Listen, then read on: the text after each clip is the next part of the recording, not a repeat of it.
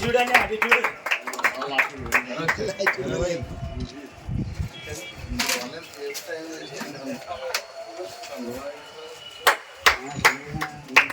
దండం పెట్టే ఓకే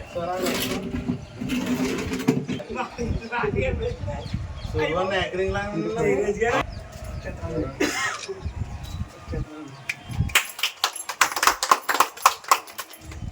వచ్చేస్తున్నానండి.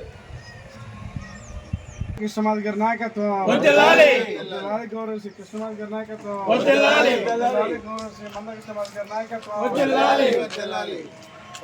గౌరవ శ్రీ మందకృష్ణమాధి గారి నాయకత్వం. ఏమో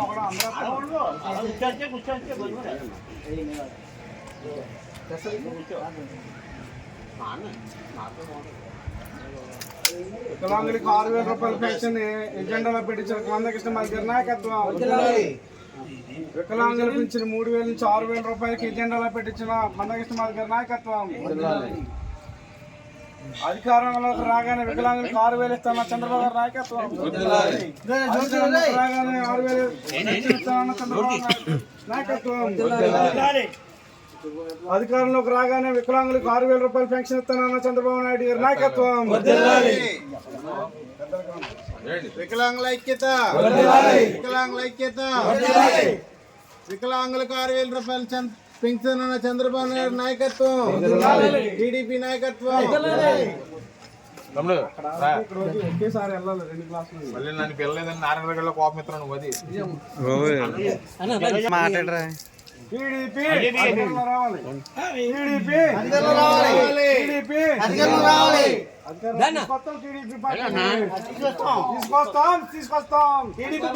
అధికారంలోకి తీసుకొస్తాం. అధికారంలోకి తీసుకొస్తాం.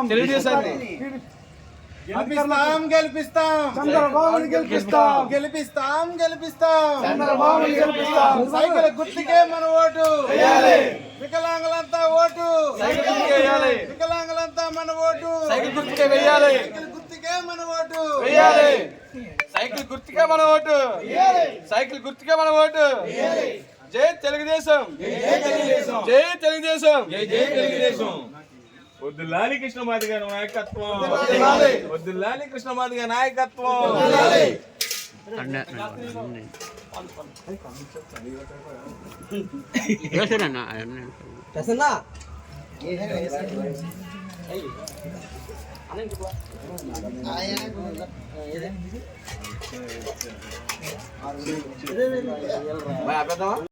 రాష్ట్ర నాయకునైన రాంబాబు మాట్లాడుతున్నాను. అదేవిధంగా వికలాంగుల హక్కుల పోరాట సమితి మందకృష్ణ గారికి, అలాగే తెలుగుదేశం పార్టీ జాతీయ అధ్యక్షులు చంద్రబాబు నాయుడు గారికి నమస్కారం తెలియజేసుకుంటూ,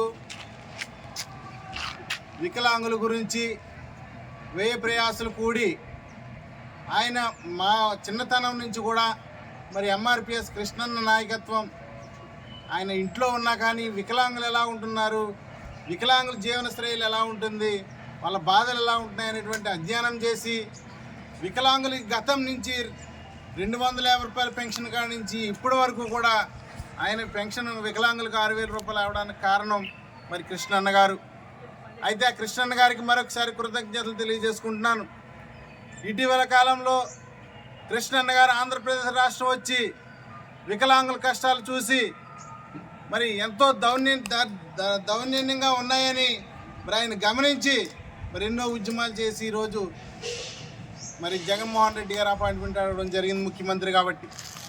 అయితే కృష్ణన్న గారు ఎన్నిసార్లు తిరిగినా, వికలాంగులు ఎన్నిసార్లు తిరిగినా కానీ ఈరోజు కూడా జగన్మోహన్ రెడ్డి గారి అపాయింట్మెంట్ ఇవ్వలేదు. అంటే వికలాంగుల పట్ల జగన్మోహన్ రెడ్డి గారు ఉండేటువంటి చిత్తశుద్ధి ఎలాంటిదో అనేటువంటిది వికలాంగులందరూ ఆలోచించవలసిందిగా కోరుచున్నాను. అదేవిధంగా కరోనా టైంలో ఎంతో ఇబ్బందులు పడి ఎంతోమంది వికలాంగులు చనిపోయినా వాళ్ళకి 1/4 కేజీ కందిపప్పు ఇచ్చేటువంటి దాఖలాలు ఎక్కడ దొరకలేదు. మాట్లాడితే ఏం చెప్తున్నాడు, వికలాంగులకి నేను వాలంటీర్ల ద్వారా పెన్షన్ ఇస్తున్నాను, వారం వెళ్ళి వాళ్ళ ఆధార్ కార్డు నెంబర్లు తీసుకోమంటున్నానని చెప్తున్నాడు తప్ప కష్టమైన పరిస్థితులు వచ్చినప్పుడు ఏ వికలాంగుడు కూడా కరోనా టైంలో మరి కనీసం పావు కేజీ కందిపప్పు ఇచ్చిన దాఖలాలు ఎక్కడా లేదు. సరే, వికలాంగులు పెన్షన్ పెంచే వాలంటీర్లు ఇంటికి పెట్టారని అడిగితే వికలాంగుల్ని, వృద్ధుల్ని, అలాగే పేదవాళ్ళని ఎలా ఉన్నారో నిత్యం మీ ఇంటికి వచ్చి కనుక్కుంటారు అనేటువంటి నినాదం తీసుకొచ్చాడు. ఈరోజు ఏం చేశారు? అదే వాలంటీర్లతో 1,30,000 మంది వయోవృద్ధులైతే, వికలాంగుల పెన్షన్లు అయితే వాలంటీర్లను పెట్టి మరి అది అనేక కారణాలు చూపి ఈరోజు వికలాంగులది, వయోవృద్ధుల పెన్షన్ తొలగించేటువంటి స్థితికి వచ్చాడు. అంటే వాలంటీర్లు పెట్టే దేనికి? ప్రజాస్వామ్యంతో జీతాలు ఇచ్చి ప్రజల్ని మరి మంచిగా చూసుకోనా కానీ చెప్పేసి ఇవాళ ప్రజలు కాళ్ళు ఎరగొట్టేటువంటి పరిస్థితికి ఇవాళ జగన్మోహన్ రెడ్డి గారు వచ్చారు. దాని పట్ల మరి చంద్రబాబు నాయుడు గారు, పవన్ కళ్యాణ్ గారు ఎన్నో ఉద్యమాలు చేసి మరి ఇది కరెక్ట్ కాదు అని చెప్పినా సరే ఒంటెత్తు పోకడ వెళ్ళిపోయి ఈరోజు వికలాంగుల్ని, నిరుపేదల్ని, వెనకబడిన కులాలని కూడా ఇవాళ చాలా దారిద్ర్య దిగువకి దిగదార్చి కనీసం ఈరోజు పేదలకు ఇచ్చేటువంటి రేషన్ బియ్యం కూడా ఈయన ఒక్క గిద్దెల గింజ కూడా ఇవ్వలేని పరిస్థితికి ఎదురయ్యింది. ఎందుకంటే కేంద్ర ప్రభుత్వం ఏదైతే రేషన్ ఇస్తుందో వాళ్ళకే రేషన్ ఇస్తున్నాడు తప్ప రాష్ట్ర ప్రభుత్వం నుంచి ఎవరు కూడా గిద్దెలు గింజలు కూడా ఇవ్వలేని పరిస్థితి. వికలాంగుల గురించి మరి ఇటీవల కాలంలో ఎన్నిసార్లు అపాయింట్మెంట్ అడిగినా వికలాంగులు చాలా చిన్న చూపు చూసి ఇప్పటి వరకు అపాయింట్మెంట్ ఇవ్వలేనటువంటి పరిస్థితి. ఆ రోజు పాదయాత్రలో మరి వికలాంగులకు ముద్దులెట్టి ఈరోజు